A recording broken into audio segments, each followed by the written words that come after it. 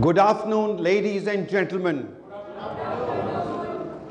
This chocolate is for the person who gets the answer right first.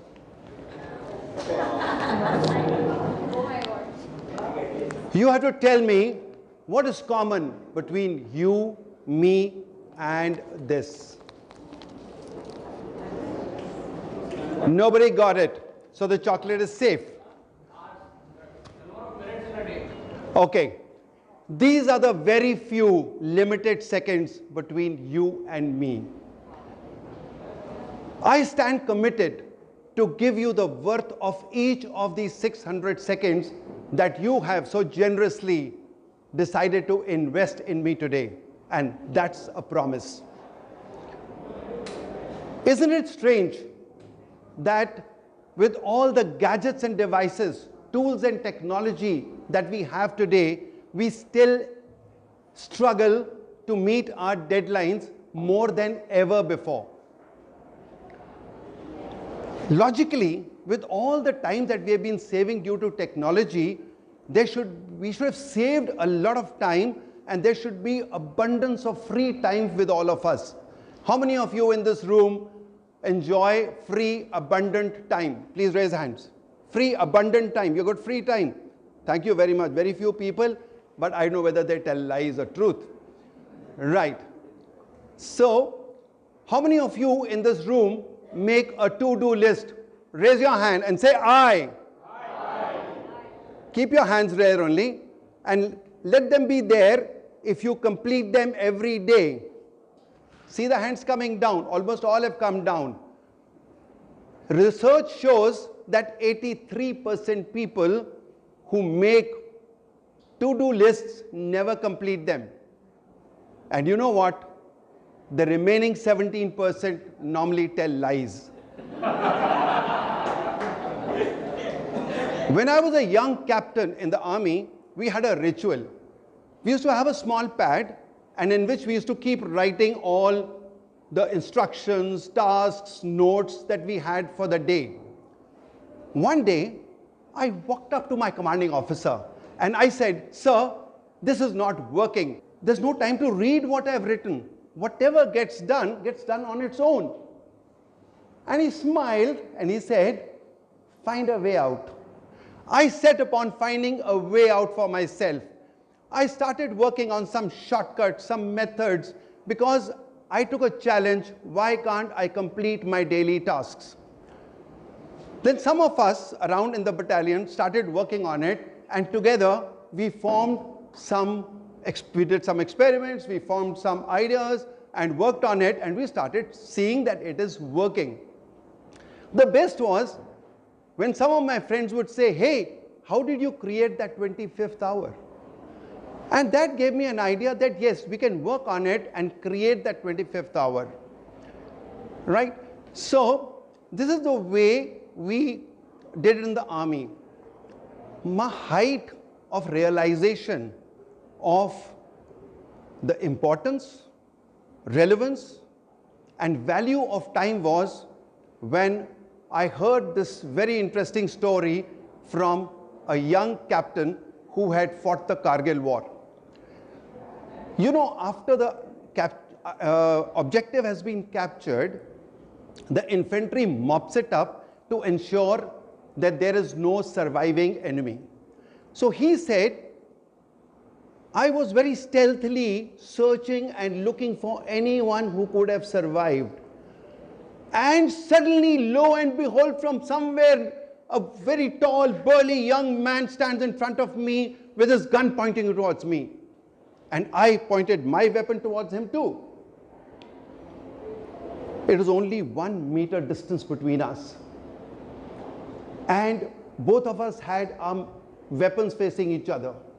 A thought came to my mind that now only one of us can survive, the one who presses his trigger first." There was no time for decision making. There was no time to seek advice or analyze. It was a time for action. It was a time for split-second decision. I took that decision, shot him, and there he fell on his feet, cried out loudly, "Ma!" And the deadly thought that came to my mind was, What if he had pressed that trigger 1 second earlier? Then I would have been lying there crying for my mom, and my mom would have been crying like his mom will do now. Imagine lying there, breathing his last few breaths. What must be going on in his mind?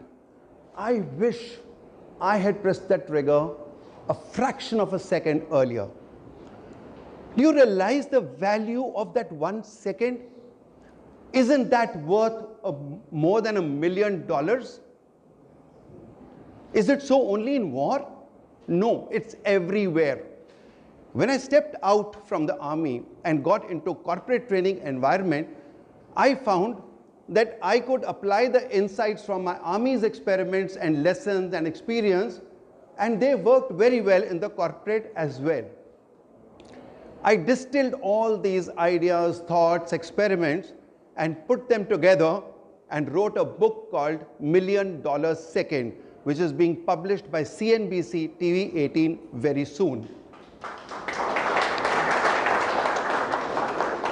Thank you. Haven't we all come to this planet with a limited time? We may not know how much it is, but we have come with a limited time. And isn't it important that we work towards making the best of our time so that we get the maximum out of our life, because we have dreams, we have lots of things to do, and the time is limited. So how many of you would like me to share some of the time investment strategies that I have written in this book? Raise hands. Yes. Thank you. So I'll cover 3 main things which I have talked about, which are valid in today's digital age. The first thing is, come to a conscious awareness of the importance, relevance, and value of time. Without thinking about it, your mind should be always working on how much is this time costing me. And because we learn about currency as a main deciding factor, let me give you the first step. And the first step is identify your hourly worth. Now, what is it? You divide your annual income by the number of hours you work in the year, and that gives you your hourly worth. Please do that today. Go and calculate. And this becomes your benchmark. Please now play around with it. Always try to look at where is your hourly worth. Is it going up or not? How do you do that? Increase your hourly worth or increase your income by decreasing the number of hours you work every day. Take that as a challenge. Make your goals accordingly. Now, for example, I have 1,000 rupees as my hourly worth. So if I go and have a cup of coffee with a friend of mine and spend 30 minutes in a restaurant, then I should be consciously aware that 500 rupees of my time has gone for this hangout. Was it worth it or not? If I go to sleep for 2 hours, I should be consciously aware that I have lost my 200 rupees to 2,000 rupees quota for that day of sleeping. Once I get into this habit, you will see results are amazing. It's a very simple thing, and people don't like simple things, they like complicated things. So try the simple thing, and that is my step 1.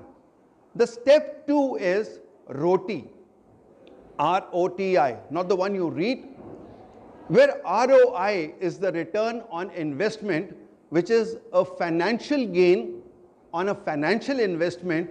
This is a return on time invested. Try and see, where do I get my return? And stop using the word spend consciously. Words have a lot of energy. And if you say, I spend 30 minutes, spend is an expense. It goes, you know, like in your subconscious mind, you think expense is to go, it's gone, it doesn't come back. But when you say, I invest 30 minutes, you, without realizing, subconsciously start looking for a return. And that is the time when your time will become valuable. The third thing is delegate or outsource. Now, we are in the habit of doing everything ourselves because we tell ourselves, God never made anyone as good as me, so I can do it best. Let go. Even if somebody can do 60% of the job as good as you, give it to him, as long as he performs it at a cost lesser than your hourly worth. So if my hourly worth is 1,000 rupees, let me give it to somebody who can do it at much cheaper. For example, as a trainer, I outsource my social media, I outsource my marketing and sales to people who do it at a lesser cost, and I get that much of time to now go and work on my concepts, on my visualization, on my strategic thinking. I'm reminded of a story here. A gentleman who used to work as a PA to a chairman of a British company. He says that my boss used to travel to Delhi, and very few people traveled by air those days, but he used to take his PA along. So one day he told them at about 11 o'clock, and they had a flight at 4 to Delhi. He says, "Sir, can I go home?" He said, "For what?" He says, "To get my bag." He says, "Send Ramu to do it." And he explained to him later that, "Ramu, I pay only 200 rupees and I pay you 2,000 rupees. If you went to bring that bag, I'm investing 2,000 rupees in that task when it can be done in 200 rupees. So, ladies and gentlemen, let me tell you this chain of success, that look at your hourly worth, look at the return on time invested, increase your hourly worth by delegating to people that others can do, so that you get more time to upskill yourself, be able to demand more money for whatever is your proficiency or your profession, and get your hourly worth increasing. And that is the way you will really live a great life. Let me conclude by giving you a very well-known, very well understood, but often forgotten fact, which was stated by a nurse in a hospice. She said, "I have seen thousands of people die. Almost everyone said, 'I wish I had more time.' Ladies and gentlemen, you are going to do it differently. I know now.